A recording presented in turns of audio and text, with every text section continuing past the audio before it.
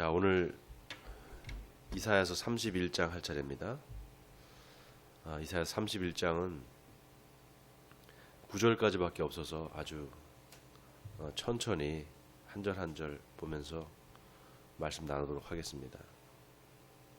1절부터 보겠습니다. 도움을 구하려 애굽으로 내려가는 자들은 화 있을진저 그들은 말을 의지하며 병거의 많음과 마병의 심히 강함을 의지하고 이스라엘의 거룩하신 이를 앙무하지 아니하며 여호와를 구하지 아니하나니 여호와께서도 지혜로우신즉 재앙을 내리실 것이라. 그의 말씀들을 변하게 하지 아니하시고 일어나사 악행하는 자들의 집을 치시며 행악을 돕는 자들을 치시리니 애굽은 사람이요 신이 아니며 그들의 말들은 육체요 영이 아니라. 여호와께서 그의 손을 펴시면 돕는 자도 넘어지며 도움을 받는 자도 엎드려져서 다 함께 멸망하리라. 네, 지난 시간에 하나님께서 유다 백성들을 징계하실 것이다. 그리고 바벨론과 또 아수르를 하나님께서 징계하실 것이다. 이렇게 말씀드렸습니다. 하나님의 뜻과 계획은 언제나 이스라엘의 남은 자를 향하고 있습니다. 하나님은 연단과 시험과 또 핍박을 통해서 당신의 백성들을 더 믿음에 견고하게 세우시고 또 더 하나님을 의지하게끔 그렇게 만드십니다. 애굽을 의지했던 유다 백성들 결국 애굽이 방패막이가 되지 못하고 수치가 되고 결국 애굽이 바벨론에 의해서 이제 멸망당한단 말이죠. 결국 애굽을 의지했던 모든 유다 사람들이 이제 바벨론에 의해서 이제 멸망을 당하잖아요.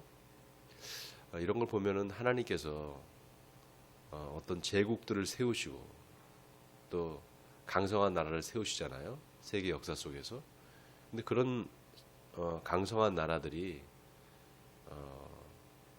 어느 순간에 갑자기 이제 그 세력을 잃어버리게 되고 힘들어지는 경우를 볼 수 있습니다. 한때 그 소련이라는 나라가 굉장히 그 사회주의 국가로 또 공산주의 국가로 세력을 크게 이제 떨쳤잖아요. 근데 그 1980년대 고르바초프라는 이제 사람이 러시아의 옛날에 구소련이죠. 러시아의 이제 대통령이 돼서 하다가 결국 이제 고르바초프 이후에 보리스 옐친이라는 또 그 대통령이 이제 됐단 말이죠. 그러고 난 다음에 그 공산주의 소련이 이제 소련 연방이 무너지지 않습니까? 그리고 지금의 이제 푸틴 대통령이 러시아의 대통령이 됐는데 그 이후에 지금 그 소련 연방이 이제 다 이제 몇 개의 나라로 찢어졌죠.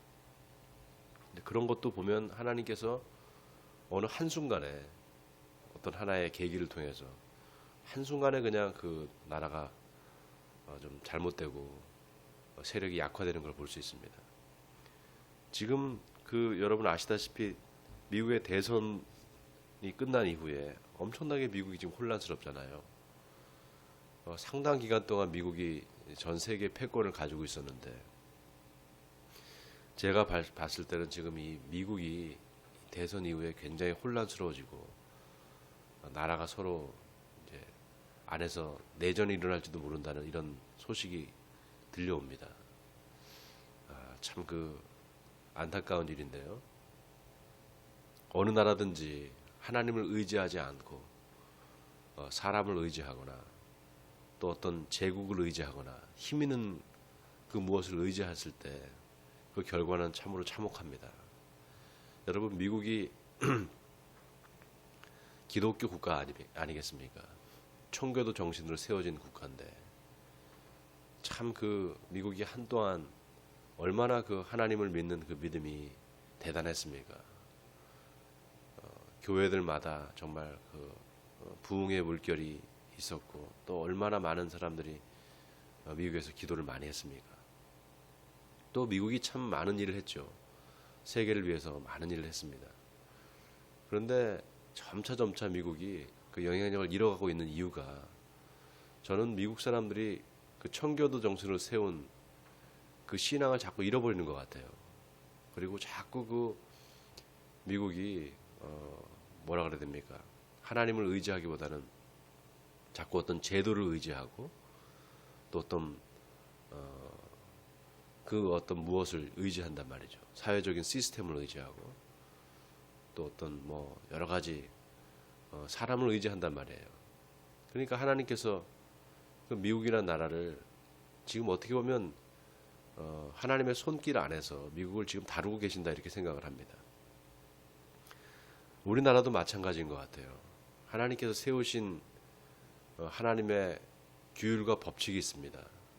세상을 창조하신 분, 바로 조물주가 하나님께서 만드신 이 세상에 이치가 있단 말이죠. 그런 것들 자꾸 거스려서 뭐 인권을 얘기하고, 물론 인권 참 좋은 얘기입니다. 그러나 하나님의 법, 하나님께서 세우신 법보다 그 사람이 세운 법이 더 우선될 수 없겠죠. 그러니까 창조의 섭리를 거스르는 그런 동성애라든지, 또 여러 가지 우리 인간들이 만들어낸 제도와 법률이 하나님의 법과 상충되고, 또 그것으로 인해서 갈등이 일어나면, 그러면 우리 그리스도인들은 뭘 따라야 되는가? 하나님의 법을 따라야 됩니다. 여러분, 하나님은 절대로 인간의 어떤 제도나 인간의 만든 세운 법이나 그런 나라에 휘둘리는 분이 아니십니다. 하나님은 세상을 주관하시는 왕이시고, 또 세상을 창조하신 분이기 때문에 우리가 그 권위 앞에 다 무릎을 꿇어야 됩니다. 자, 계속해서 읽겠습니다. 4절입니다.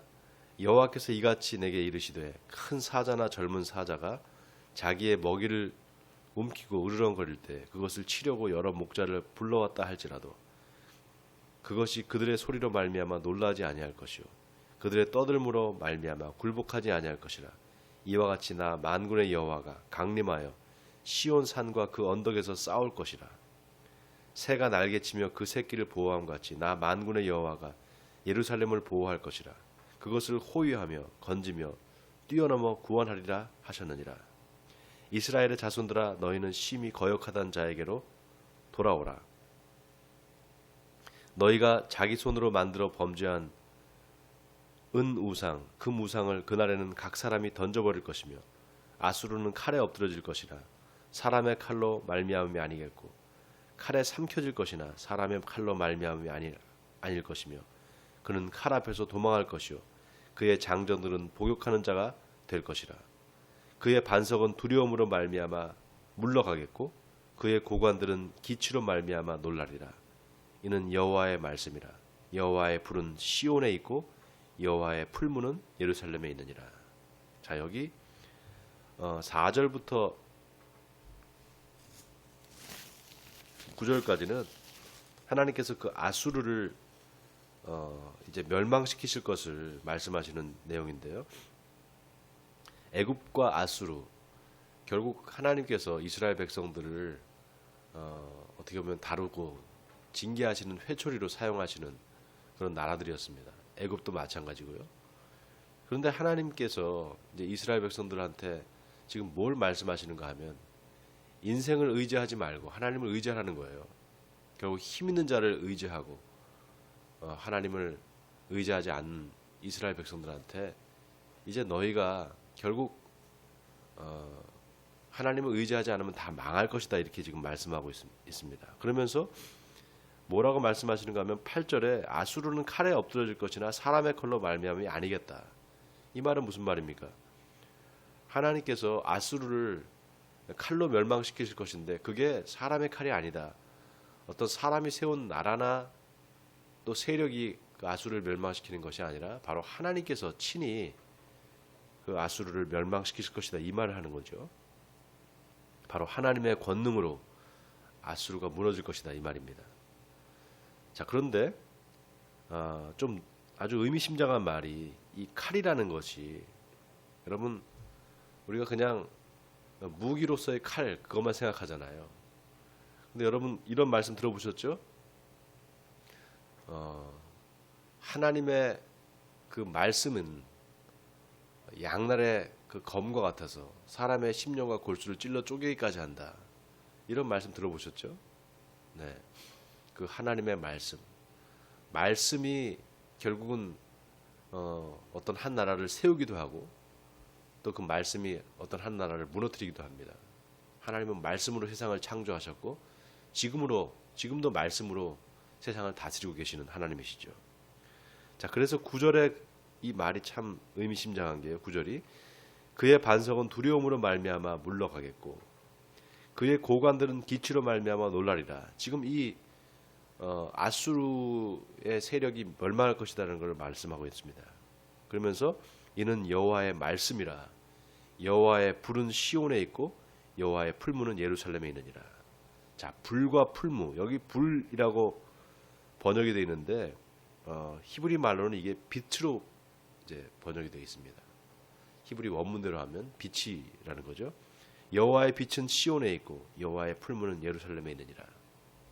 여러분, 예루살렘 하나님이 계신 도성이죠. 하나님이 좌정하고 계신 하나님의 보좌가 있는 곳, 바로 예루살렘 성전에 있는 곳이 바로 예루살렘 아니겠습니까? 그러니까 예루살렘은 하나님의 임재를 상징하는 거고, 그 하나님께서 말씀하시는 불, 풀무, 이거는 다 뭡니까? 하나님이 이스라엘 백성들을 연단하시기 위한 어떤 도구라고 할 수 있겠죠. 풀무불에 들어갔다 나오면 어떻게 됩니까? 쇠가 풀무불에 들어갔다 나오면 쇠가 완전히 그 불순물이 다 제거되고 아주 깨끗한 정금이 된단 말이죠.